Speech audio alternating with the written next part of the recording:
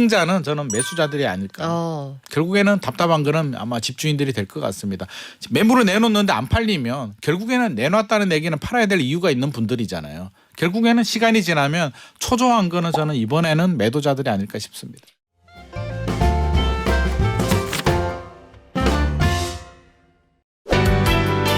우리가 보통 물건을 살 때는 가격이 저렴하면 사고 많이 올라가면 좀 덜 사고 이러잖아요. 근데 부동산은 올라갈까 봐 사고 떨어질까 봐 안 사고 좀 희한한 재화이기도 합니다. 그런데 집값이 오를 거라고 보는 소비자 심리가 11개월 만에 꺾였다는 통계가 나왔어요. 전국의 아파트 상승 거래도 8개월 만에 줄었다라고 하는데 그 와중에 또 상반기 또 3분기까지 땅값은 많이 올랐다고 합니다. 거래는 없다는데 땅값은 오른다. 이게 무슨 조화 속인지 부동산 경제연구소 김인만 소장에게 물어보겠습니다. 안녕하세요. 안녕하세요. 아, 소장님, 이상하고 아름다운 도깨비 나라도 아니고 부동산 나라입니다. 부동산 시장은 뭐예요? 이거 어떻게 이해를 해야 되는 거예요? 기대감에 사고 기대감에 팔기 때문에 그쵸. 기대감이 좀 반영이 되는 것 같고요. 특히 아파트 시장은 심리가 더 중요한 것 같습니다. 그래서 저는 사실 이게 통계도 그렇고 이게 사실 우리가 바로바로 믿을 수가 없는 게 조사 시점하고 또 다른 양상을 보이고 있고요. 또 조사 시점이 일주일 전, 2주일 전 막 이런 결과들이 지금 나오고 있기 때문에 요즘 일주일이 또 분위기가 달라지고 있거든요. 그러게요. 아무튼 기대감이 중요하고 더 어려운 것 같습니다. 이게 심리가 개입이 되면 왜곡이 되잖아요.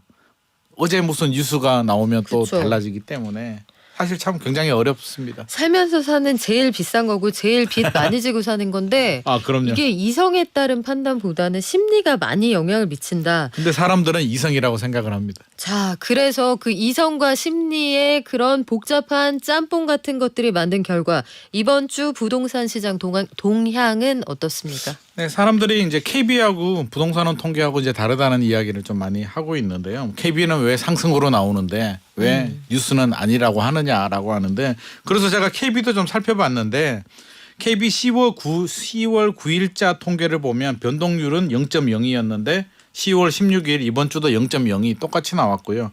가격 지수도 90.15에서 90.17 0.02가 올랐는데 이걸 가지고 또 상승이라고 붙이니까 사실 저는 좀 너무 이게 해석을 너무 좀 과대로 한 거 아닌가 하는 생각이 들고요. 부동산원 통계 10월 16일자 보더라도 전국이 뭐 0.06에서 0.07, 서울은 0.07에서 0.09, 지방은 뭐 0.03 똑같습니다. 수도권 중에서 저는 요거 좀 살펴봤거든요. 그러면 수도권 어디가 올랐느냐. 경기도하고 인천이 좀 많이 오르긴 했는데요. 경기도가 0.21에서 0.33, 인천이 0.1에서 0.15가 올랐는데 이것만 보면 다시 살아나는 거냐? 라는 생각을 할 수도 있는데 어느 지역이 올랐을까 보니까 화성 병점 그러니까 동탄신도시 남쪽에 있는 택지지구인데 고양시 행신동 화정동 안산 상록구 느낌이 딱 오시죠? 이게 상대적으로 가격이 중저가 지역이고 항상 늦게 오르는 지역들이거든요. 애들이 올랐다는 얘기는 핵심 랜드마크 지역들이 먼저 오르고 뒤늦게 오르는 지역들입니다. 그러면 반대로 해석하면 한 바퀴 돌고 이 지역들이 최근에 다른 데가 많이 올랐기 때문에 마지막으로 올랐기 때문에 이걸 상승으로 보는 게 아니라 이번 회복장 반등장의 이제 마지막 상승이 아닐까 하는 생각을 살짝 하게 됩니다. 그래서 이게 저는 긍정적인 시그널로 보여지지 않습니다. 2016년, 17년에서 2021년까지 상승장일 때도 이들 지역들이 이제 마지막에 오르면 이제 마지막 시그널이라는 이야기가 있거든요. 그래서 이게 조금 상징성이 있는 것 같고 상승 지역, 하락 지역도 제가 소개해 드리는데요. 176개 지역 중에 상승장이 136개에서 137개 이제 한 개 늘었습니다. 이제 서서히 속도가 늘어나는 속도가 굉장히 좀 둔화되고 있고요. 하락 지역은 27개에서 32개로 오히려 늘어났기 때문에 이제 조금 이번 기술적 반등장은 이제 사실상 마무리가 되는 것이 아닌가 싶습니다. 보합에서 하락으로 간 지역이 한 5곳, 6곳 정도 늘었군요. 네네. 자, 어떻게 될지 앞으로 지켜볼 텐데 전국의 아파트가 상승 거래되는 것도 8개월 만에 좀 줄어들었어요. 줄었죠. 이게 다 같은 맥락으로 우리가 봐야 되는데요. 8월, 9월 상승 거래 비중을 보면 8월이 47.65%였고요. 전국. 9월이 47.45%니까 팔기 소폭 줄었죠. 그리고 제가 요 뉴스 보면서 요것만 보고 아 이건 10월은 45%갈 거야라고 생각이 딱 들었는데 밑으로 쭉 내려오니까 10월이 45.36%더라고요. 그래서 역시 9월보다는 10월이 안 좋습니다. 현장에 돌아다녀 봐도 안 좋은 걸 느낄 수가 있는데 역시 통계도 그렇게 나오고 있고요. 서울도 마찬가지입니다. 9월이 51.62%였는데 10월 되니까 45.88%. 5개월 만에 50% 미만으로 내려왔으니까 전반적으로 이런 분위기 우리가 앞서서 기대감 심리 이야기했잖아요. 심리가 추석 지나고 10월 되면서 조금 꺾이는 양상을 보이고 있습니다. 그리고 우리가 뉴홈 얘기를 몇 번 소개를 해드렸잖아요. 네. 이게 3차 사전 청약 접수가 끝났어요. 끝났어요. 네. 결론이 어떻게 났습니까? 이게 지난주에 이제 결과가 나왔는데 네. 제 큰딸이 먼저 연락을 주더라고요. 전화가 왔어요. 일하고 있는데 전화 와서 아빠 네. 이걸 나보고 하라고 했어? 경쟁률이 너무 높게 나왔어라고 하더라고요. 네. 그래서 당연하지. 지금 가격이 입지가 좋고 가격이 저렴하게 나왔는데 얼마 나왔어라고 하니까 생각보다 높게 나왔다라고 하는데 평균 경쟁률이 18.6대 1이 나왔고요. 마곡 서울에서 이제 마곡 10-2 블럭이 토지 임대부예요. 그래서 저는 토지 임대부니까 조금 낮게 나오지 않을까 했는데 잠깐 복습 좀 할게요. 토지 임대부 잊어버렸어요. 뭔지. 토지는 서울시 거.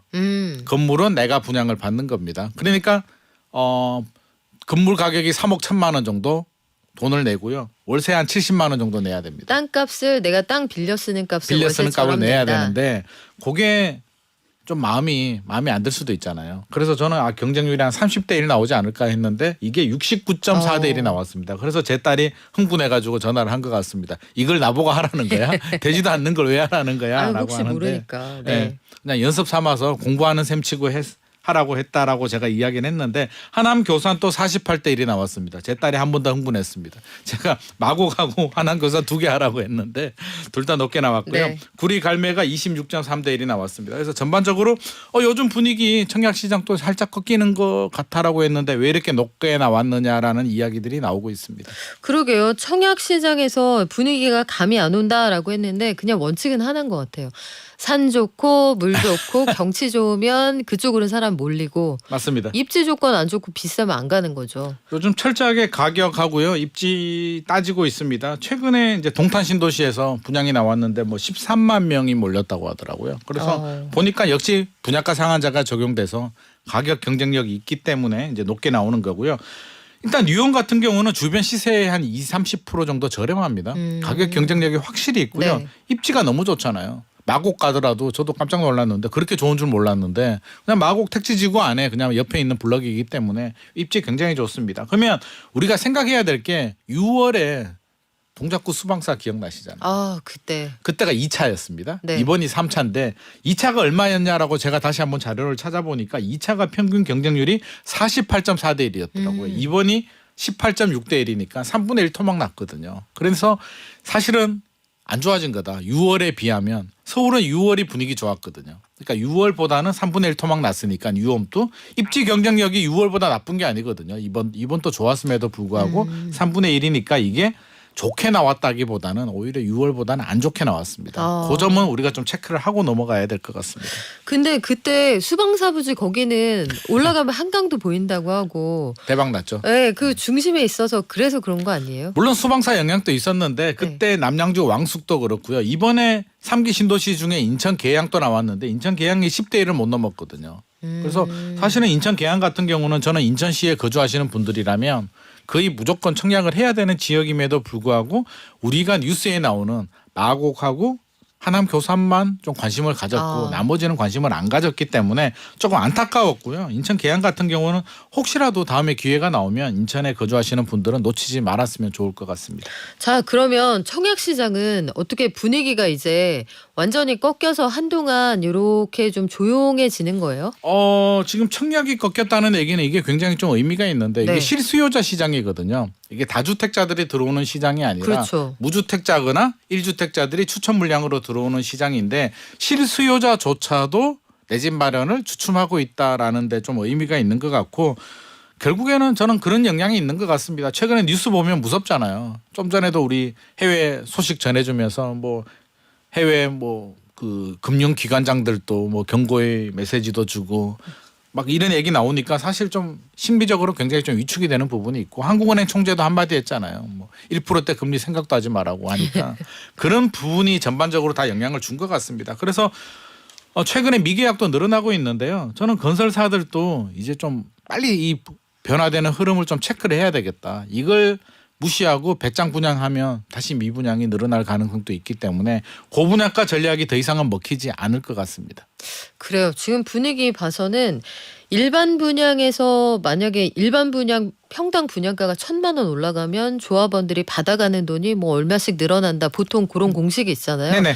그런 거 기대하고 내년, 내후년 이렇게 미루는데 그게 꼭 좋은 방식인지는 저는 아닌 것 같습니다. 지금 분위기 봐서는 네. 잘 모르겠어요. 근데 이 와중에 청약시장의 향후 분위기를 판가름한다라고 하는 시장의 리트머스 종이 같은 단지가 있습니다. 서울 이문 3구역의 대단지.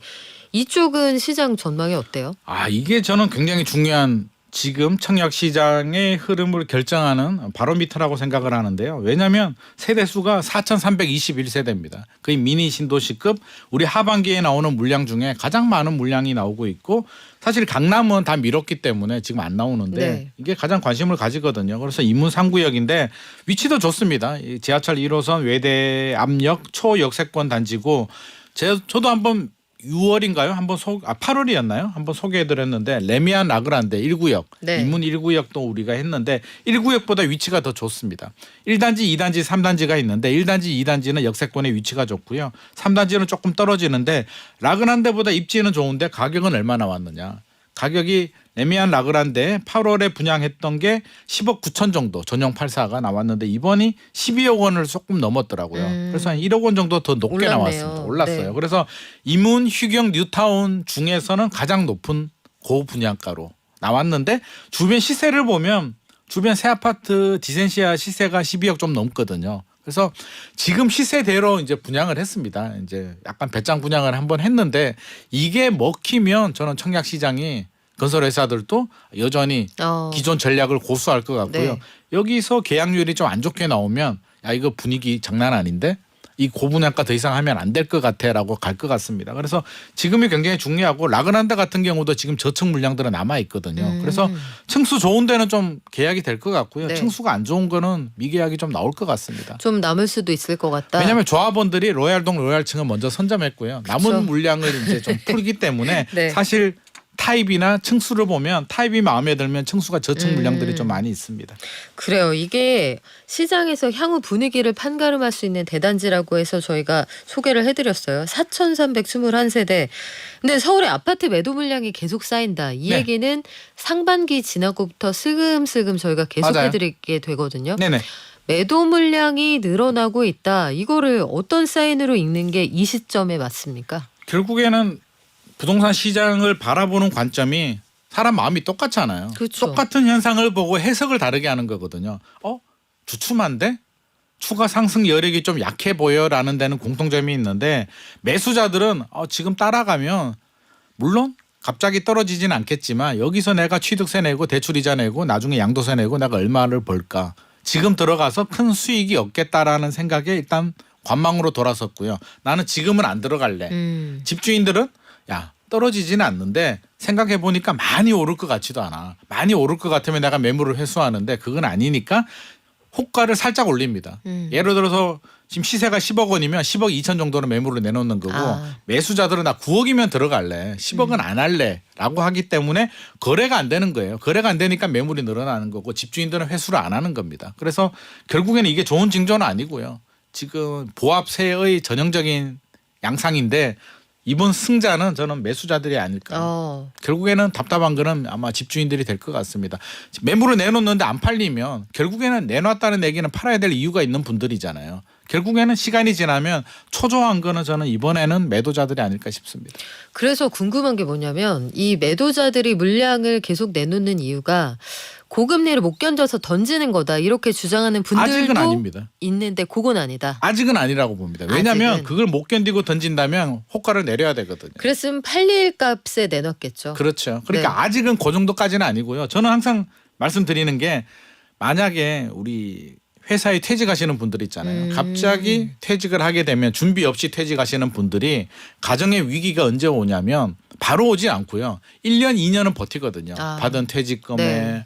보상금에 신용대출 받아서 버티다가 진짜 위기는 3년 차에 온단 말이에요. 다 소진하고 그래도 다른 대안을 찾지 못하면 진짜 위기가 오는데 작년에 금리 올랐잖아요. 네. 작년 올해 이제 한 1년 정도 됐는데 1년 가지고 못 버티고 던지지는 않을 겁니다. 아마 1년 2년 더 지나면 진짜 위기는 그때 올 것 같습니다. 전 재산인데 그렇게 던지진 않는다. 그럼요. 지금은 아직까지 희망 소비자 가격이 있다 이런 말씀이네요. 네네. 급한 사람들은 그렇게 안 내놨을 거다. 네.